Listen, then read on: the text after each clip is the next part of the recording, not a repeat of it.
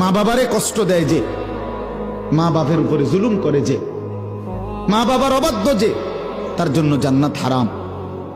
আর 3 নম্বর ওয়াদ-দায়ুস। এখন প্রশ্ন হইল, দায়ুসের জন্য আল্লাহ রাসূল বলছে জান্নাত হারাম। এখন দায়ুস কে? খোদার কসম আমার ব্যাখ্যার দরকার নাই, আমার কথা না, রাগ হওয়ার কোনো সুযোগ নাই।